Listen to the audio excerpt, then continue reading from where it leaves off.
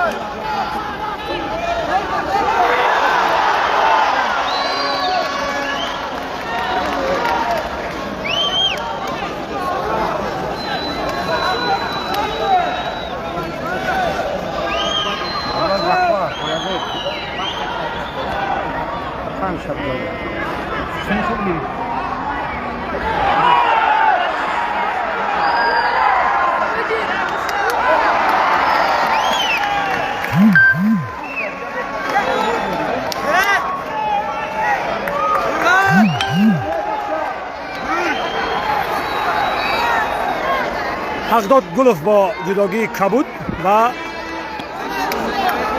ورزشگر از کیپر با جداگی سفید وزن 60 کیلو.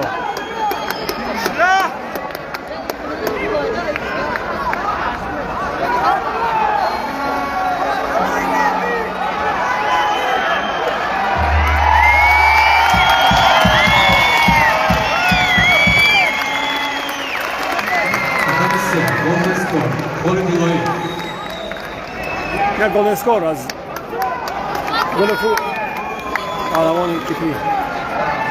Number 2, the winner in blue from Uzbekistan, Abdurrahim Gulfoyev.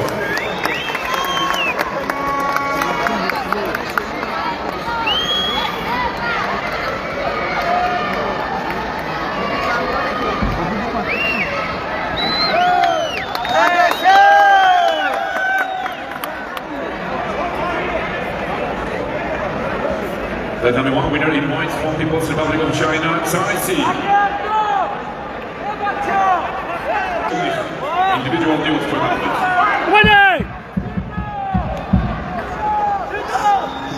Tatami 1, second round under 66 kilo in white from Republic of Korea, An Baum.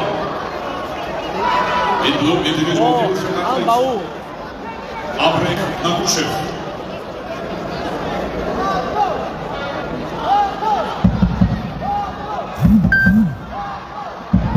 Hdud!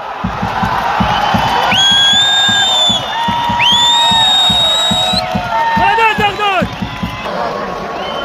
Yarın da bizi voley başımını koyacak işte. Hakkı Abdullah.